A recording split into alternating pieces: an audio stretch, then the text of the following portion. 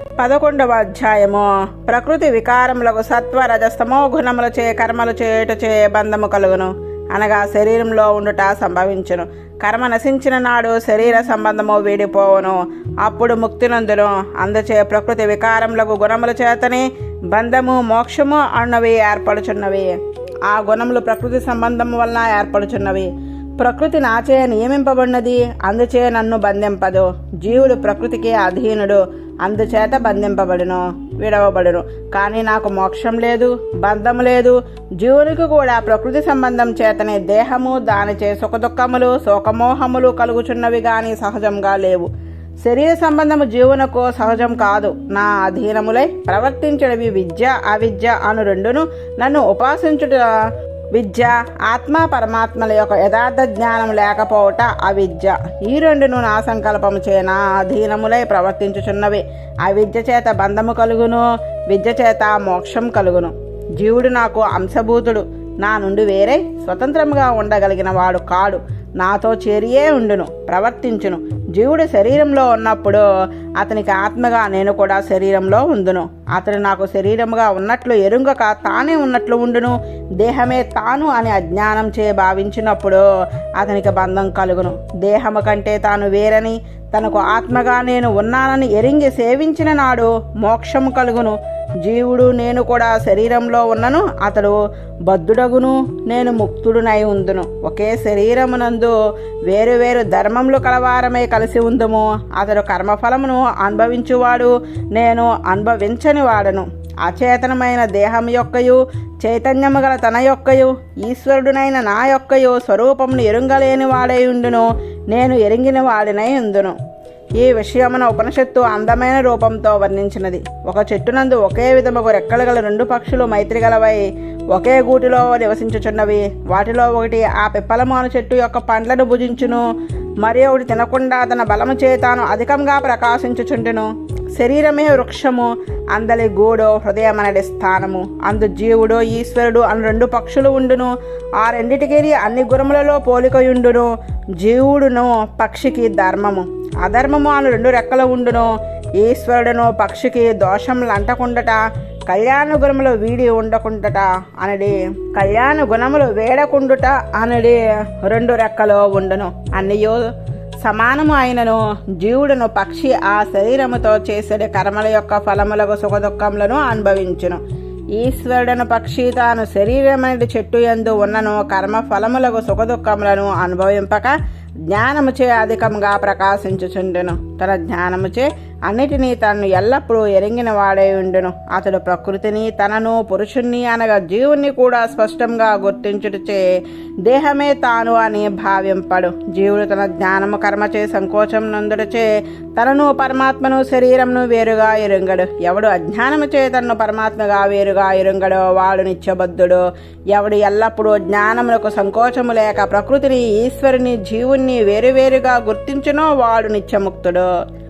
జీవుడు కూడా ఇటు జ్ఞానమును పొందిన నాడు దేహములోనున్నను, దేహములో లేనట్లే ఉండును. నిద్రపోవచున్నప్పుడు కలలో నిద్రించుచున్న శరీరంలో వేరొక శరీరముతో కదలుచుండును, మాట్లాడుచుండును. కానీ లేచిన తర్వాత ఆ శరీరము తాను అనే భావము మేల్కొనిన వానికి ఉండదు. అట్లే దేహము తాను కాదు, తాను చైతన్యము కలవాడును అని ఎరింగిన జీవుడు శరీరంలో ఉన్నను ఆ శరీరము తానుగా భావింపడు. అప్పుడు శరీరంలో ఉన్నను లేనట్లే. అజ్ఞానము వీడిన నాడు గర్భంలో ఉన్నప్పుడు, ప్రళయంలో శరీరము లేకుండా ఉన్నప్పుడు కూడా శరీరము కంటే తాను వేరని ఎరుంగకపోవటచే శరీరము లేని వాడైనను శరీరమందు ఉన్నవాడే అగును. దేహాత్మ వివేకము గలవాడు ఇంద్రియములు శబ్ద స్పర్శాది విషయములను గ్రహించుచున్నప్పుడు కూడా అవి ప్రకృతి వికారములకు ఇంద్రియముల స్వభావములు గాని, తనకు దాని వలన కలిగడి సుఖదుఖ సంబంధము గాని, శత్రుత్వ మిత్రత్వములు గాని లేవని భావించును. అందుచే అతనికి అహంకారము కలగదు, వికారము కలగదు. దేహాత్మ వివేకము లేనివాడు దేహమునకు ప్రాచీన కర్మ కారణముగా వచ్చినదని అందలి గుణములచే కర్మలను చేయుచున్నాను అని ఎరుంగుక తానే కర్మలు చేయుచున్నానని అనుకొనును. దానిచే కలిగిన సుఖ దుఃఖములను అనుభవించును, బంధింపబడును. గుణముల యొక్క స్వభావము, ఇంద్రియముల యొక్క స్వభావము ఎరింగిన వాడు దేహమునందును దేహమునకు సంబంధించిన వాని యందును ఆసక్తి లేని వాడై పరుండుటలో, తిరుగుటలో, తిరుటలో, చూచుటలో, స్పృశించుటలో, వాసన చూచుటలో, వినుటలో ప్రవర్తించువాడు తాను కానని గుర్తించు. వాటి వల్ల కలుగు సుఖదుఖములకు వికారము చెందడు, బంధింపబడడు. ప్రకృతి వికారముకు శరీరమందు ఉన్నను, ప్రకృతి వికారములకు గుణములే ఇంద్రియములకు విషయములకు సంబంధము కలిగించుచున్నవని ఎరింగి దేహమునందుండియు వానియందు మనసు వర్తింపక సంగము లేక ఉండును. అన్ని ప్రదేశములలో ఆకాశము వ్యాపించి ఉన్నను, ఆ దేశమందున్న అల్పత్వ విశాలత్వములో ఆకాశమునకు అంటవు. సూర్యుడు అంతటా తన కాంతి చేత వ్యాపించునను, దోషములు ఆ కాంతి కంటవు. వాయువు అంతటా సంచరించుచున్నను, వాయువునకు ఆయా పదార్థముల దోషములు అంటవు. అట్లే సంగము లేని నాడు ఇంద్రియములతో విషయములు అనుభవించుచున్నను, కర్మలు చేయుచున్నను, జీవునకు వానిచే కలుగు సుఖదుఖములు అంటవు. ఇటు జ్ఞానము కలిగి దేహమే తాను అనడి భ్రాంతి తొలగిన నాడు దేహము కంటే నేను వేరా కాదా, నేను స్వతంత్రుడునా కాదా, ఈశ్వరుడు నడుపుచున్నాడా నేనే నడుపుచున్నానా, ఈశ్వరుడు నేను వేరా ఒకట అను సంశయములు అన్నియు వీడిపోవును. కలలో ఎందరినో చూచి ఎన్నో వస్తువులను అనుభవించి మేల్కొనిన తర్వాత పడుకొనిన వాడు తాను ఒక్కడే గాని ఇన్ని లేవని ఎట్లు తెలుసుకొనునో, అట్లే దేహము కంటే తాను వేరని ఈశ్వరుడు తనలో ఉండి నియమించుచున్నాడని ఎరింగినాడు భేదములన్నీయూ తొలగిపోవును. శరీరము కంటే తాను వేరని తెలియక ఇంద్రియములు చేయు వ్యాపారములన్నిటినీ తానే చేయుచున్నానని అనుకొనుట సంకల్పము అని పేరు. ఈ సంకల్పము లేని నాడు ప్రాణం యొక్క, ఇంద్రియముల యొక్క, మనసు యొక్క, బుద్ధి యొక్క వ్యాపారంలో సాగుచున్నను, తానే చూచుచున్నాను, తినుచున్నాను అనేది సంకల్పము లేకపోవటచే జీవుడు దేహములో ఉన్నను, వాని వల్ల కలిగడి సుఖదుఖములు నొందడు. దుర్జనుల చేత శరీరము హింసింపబడినప్పుడు కూడా తాను హింసింపబడుచున్నానని బాధపడడు. దేహమును ఎవ్వరైనను పూజించిన నాడు తాను ఆరాధింపబడుచున్నానని హర్షమునొందడు. ఒకరు మంచి పని చేసినను, ఒకరు చెడ్డ పని చేసినను, ఒకరు మంచి మాట్లాడినను, ఒకరు దుర్భాషలాడినను దేహము కంటే వేరైన ఆత్మస్వరూపమును ఎరింగినవాడు అవి అన్నియో రజస్తమో గుణముల ఫలితమని మార్పు చెందక వారి యందు గుణమును దోషమును భావింపడు. లోకంలో తాను చేయవలసిన పనులలో, మాట్లాడవలసిన మాటలలో ఒకటి మంచిది ఒకటి చెడ్డది అని భావన అతనికి ఉండదు. ఆత్మస్వరూపమనే భావించుచు జడును వలె శరీర వ్యాపారములను చేయుచుండును. ఈ విధంగా గుణమయమగు శరీరంలో ఉండియు గుణముల వల్ల కలిగిన వికారములు లేకుండా ఉండెడు పురుషునకు కలిగిన జ్ఞానము రెండు విధములుగా ఉండును. ఒకటి శాస్త్రజ్ఞ జ్ఞానము, వేదములు వేదాంతములు చదువుకొని తెలుసుకున్న జ్ఞానము. రెండవది పరమాత్మను మనసులో సంతతము స్మరించి ఎడతెగక స్మరించుటచే ఇతర విషయములను తనను కూడా మరిచి ఉండడి ఉపాసనాత్మకమగు జ్ఞానము. శాస్త్రములచే కలిగడి జ్ఞానము భగవానుని మానసికముగా దర్శింపగలిగడి ధ్యానమునకు ఉపయోగపడినాడే సార్థకము. లేనిచో వ్యర్థము. చదువుట, ప్రవచనము చేయుట మొదలగునవి అంతయో శ్రమయే గాని దానిచే కలుగవలసిన భగవద్ దర్శనము కలుగలేదు. పాలు ఇవ్వని ఆవును శ్రమపడి మేపుట ఎంత వ్యర్థమో భగవద్ దర్శనమునకు ఉపయోగపడని శాస్త్రజ్ఞానము అంత వ్యర్థము. పాలు వట్టిపోయి మరి పాలు ఇయ్యని ఆవుని మేపుట, దుష్ట ప్రవర్తన గల భార్యను పోషించుట, ప్రతిక్షణము దుఃఖమును అనుభవించుచు సేవ చేయుచునే పోషింపవలసిన దేహము జీవించి ఉన్న కాలములో గాని తరువాత గాని తల్లిదండ్రులకు ఉపయోగపడని కొడుకు అయోగ్యమైన పనులకు అయోగ్యులకు వినియోగించడి ధనము ఎట్లు వ్యర్థమో అట్లే భగవత్ కథా గ్రంథము లేని వాక్కు వ్యర్థము. భగవంతుని గూర్చిగాక ఇతరమగు ప్రసంగంతో జీవించువాడు దుఃఖమునే పొందును గాని ఏ నాడును సుఖపడడు. భగవాన్ యొక్క సృష్టి స్థితి లయ వ్యాపారములను గూర్చి గాని వాని అవతారములలోని చేష్టితములు గాని వర్ణింపని వాక్కు వ్యర్థమైనది, ప్రయోజనము శూన్యమైనది. అట్టి మాట గొడ్డు మాట, అట్టి వాక్కును జ్ఞానం కలవాడు పలుకరాదు. ఈ విధముగా తత్వ విచారము చేసి దేవుడు మనుష్యుడు మొదలగు భేదములు దేహమునికే గాని ఆత్మకు లేవని ఎరింగి సాత్వికమైన ఆహారాదులచే రజస్తమస్సులు తగ్గి సత్వగుణమే ప్రధానముగా కలిగిన మనసును ఇంద్రియములు చేయుచు ఉన్నవి అనియు తాను చేసేది వాడు కాడనియో దృఢముగా ఎరింగి కాంక్ష లేకుండా చేయుచుండవలెను. లోకపావనములు మంగళకరములు అగు నా కథలను శ్రద్ధతో వినుచు స్మరిస్తూ పాలు కర్మలను జన్మలను స్మరించుచు అభినయించుచు జీవితమును సాగించవలెను. తాను ఆచరించు ధర్మములు అన్నియు నాకు ప్రీతిని కలిగించుటకే అని నా ఆరాధనగా ఆచరించవలెను. తన ఇంద్రియములచే అనుభవించవలసిన వానిని అన్నిటినీ పుష్పమాలలు, చందనములు, వస్త్రములు, అలంకారములు, భోజ్య పదార్థములు మొదలగు వానిని నా కొరకు సమర్పించి ఉచ్చిష్టముగా సేవింపవలెను. ధనమును ఆర్జించుట, ధనమును వ్యయము చేయుట నా కొరకు అని భావించి ఆర్జించవలెను, వినియోగించవలెను. ఈ విధముగా ధర్మమును, అర్థమమును, కామమును భావించుచున్నచో సర్వ జగత్కారణమగు నాయందు నిశ్చలముగు భక్తి కలుగును. సత్పురుషులతో సమాగమము భక్తిని కలిగించును. అట్టి భక్తితో నన్ను సేవించిన నాడు సత్పురుషులచే పొందదగినదని నిశ్చయింపబడిన నా స్థానము శ్రమ లేకుండా పొందగలడు. ఇట్లో భగవానుడు సాధు సమాగమము చేయవలను అని చెప్పగా విని ఉద్ధవుడు ఆ సాధువులు ఎట్టివారో, ఆ స్థానమును పొందించే భక్తి ఎట్టిదో తెలుసుకొనగోరి ప్రశ్నించుచున్నాడు. ప్రభు, నీకు అభిమతముగు సాధువు ఎట్టివాడు? సత్పురుషులు ఆదరించిన ఏ విధమైన భక్తి నిన్ను పొందుటకు సహాయపడును? నీవు పురుషాధ్యక్షుడవు, లోకాధ్యక్షుడవు. నేను నీకు ప్రణతుడను, నీ యందు అనురాగం గలవాడను, నీవే ఉపాయమని నమ్మినవాడను. కావున నాకు చెప్పుము. నీవు నిర్మల స్వరూపుడవు, అచేతనముగు ప్రకృతి కంటే చైతన్యము గల పురుషుల కంటే పరుడవు, ఉత్కృష్టవు. ఈ లోకములో సాధువులను రక్షించుటకై నీ సంకల్పము చే నీవే శరీరమును దాల్చి అవతరించిన వాడవు. కావున నీవే నన్ను అనుగ్రహించి తెలియజేయవలెను. ఇట్లు ప్రార్థింపగా భగవానుడు ఇట్లు చెప్పుచున్నాడు. సాధువు అనగా సత్పురుషుడు, దయగలవాడు అనగా స్వార్థము లేకుండా పర దుఃఖమును చూచి ఓర్వలేక తొలగించవలను అనే కోరిక గలవాడు అయ్యి ఉండెను. 2.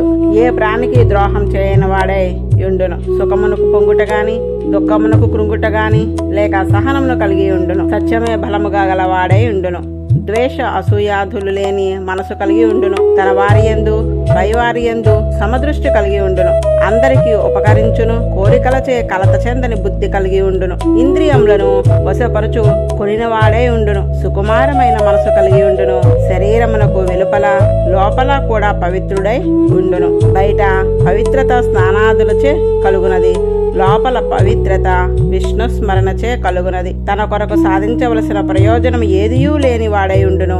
లోక వ్యాపారములను విడిచి ఉండును. శరీర పోషణకు తగినంత పరిమితముగా ఆహారము స్వీకరించు వాడై ఉండును.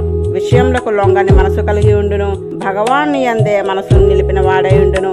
భగవానుడే రక్షకుడని దృఢమైన విశ్వాసం కలిగి ఉండును. ఎల్లవేళ భగవంతుని రూపములను గుణములనే మనసును తలంచుచుండును. భగవద్ విషయమున పరాకు లేక ఉండును. మనసులోని అభిప్రాయం సులభంగా వేరొకరు గ్రహించుటకు శక్యం కాకుండా ఉండును. ఆపదలో కలత చెందకుండా ఉండును. ఆకలి తప్పులకు, శోకమోహములకు, జరామృత్యువులకు వశపడక నిగ్రహించుకుని వాడై ఉండును. తన దేహమును ఒకరు సత్కరించవలను అనడి కోరిక లేక ఉండును. ఇతరులను సత్కరించుచుండును. ఇతరులకు హితమును బోధించుటలో సమర్థుడుగా ఉండును. అందరి యందు మైత్రీ భావము కలిగి ఉండును. కరుణ కలిగి ఆత్మ పరమాత్మ యొక్క యథార్థ జ్ఞానము కలిగి ఉండును. ఇట్టివాడు నాకు ప్రియమైన సత్పురుషుడు. గుణములను దోషములను ఎరింగి తాను ఆచరించవలసిన ధర్మములను ఆచరించుచు ఫలమును, సంఘమును, కర్తృత్వమును వీడి నన్నే భజించువాడు నా భక్తులలో ఉత్తముడు.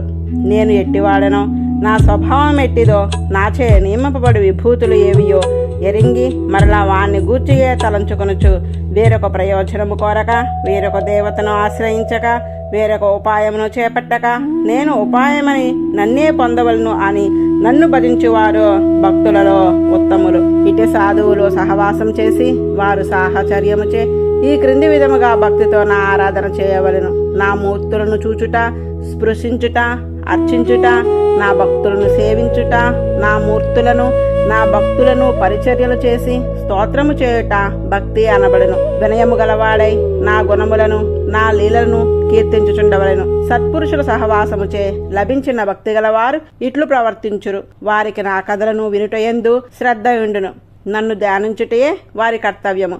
ఏమి ఆర్జించినను అది నాకే అర్పింతురు. నేను ప్రభువును అని తాము దాసులమని భావించి తాము నాకే వినియోగపడినట్లు ఆత్మసమర్పణము చేయుదురు. నా జన్మలను గూర్చి, నా లీలను గూర్చియే ప్రసంగము చేయుచుందురు. ఉత్సవములు నా కొరకే చేయుచుందురు. ఆ ఉత్సవములలో నేను ఉండెడి ఆలయములలో గానముతో, నృత్యములతో, వాద్యగోష్ఠితో నా గుణకీర్తనము చేయుచుందురు. దివ్యయాత్రలు చేయుచుందురు. పర్వదినములలో విశేషమైన పూజలు చేయుచుందురు. శాస్త్రములలో చెప్పబడిన విధముగా సంస్కారములను పొంది హరివాసరములు ఏకాదశి యందు ఉపవాసాది వ్రతములను పాటించుచుందురు. ఆలయములలో అర్చామూర్తులను తాము ఒక్కరు గాని అందరూ కలిసి గాని ప్రతిష్ఠింపజేయుచుందురు.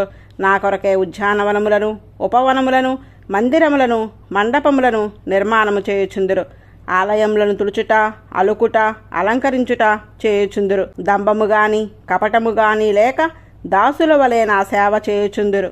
తామీ సేవ చేయుచున్నామని అహంకారము లేని వారయుందురు. లోకరక్తి లేకయే ఒకరి ప్రశంసలకై సేవ చేయుట వారికి తెలియదు. సేవను చేసి ఇట్లు చేసి తిని అని చెప్పరు. నాకు ఉపయోగించిన దీపము గాని చామరమును గాని ఇతర పరికరములను గాని మరి ఒక పనికి ఉపయోగించరు. తమకేది మిక్కిలి ప్రియమై ఉండునో తమకు ఏ పదార్థము ఇష్టమై ఉండునో అట్టి పదార్థములనే నాకు నివేదనము చేయుదురు. సూర్యుడు, అగ్ని, బ్రాహ్మణుడు, గోవులు, వైష్ణవులు, ఆకాశము, వాయువు, జలము, భూమి, ఆత్మ, సర్వభూతములు అనడి 11 స్థానములలో నన్ను ఆరాధించవలెను. వేదమంత్రములచే సూర్యునియందు నేయి పురోడాసము మొదలగు ద్రవ్యములతో అగ్నియందు నన్ను ఆరాధించవలను. బ్రాహ్మణునకు ఆతిథ్యము అనర్చి వానికి అంతర్యామిగా నున్న నన్ను సేవింపవలెను. గోవులకు గడ్డి మొదలగు మేత పెట్టుట నన్ను ఆరాధించినట్లు అగును. భక్తులను బంధువులను ఆదరించినట్లు ఆదరించుట నా ఆరాధనమే అగును. ఎవరికి వారు వారు హృదయములలో నివసించిన నన్ను ధ్యానింపవలెను. జలము పుష్పములు మొదలగు ద్రవ్యములను అర్పించుటచే నన్ను ఆరాధించుట అగును. మండలముల యందు ఆయా మంత్రములను వ్రాయుటచే ఆరాధించుట అగును. తాను ఆహారాదులను తీసుకున్నప్పుడు తనలో ఉన్న భగవాన్ని ప్రీతి కొరకు అని భావించినచో నన్ను ఆరాధన చేసినట్లు అగును. సర్వభూతములను సమదృష్టితో చూచుట కూడా నా ఆరాధనమే.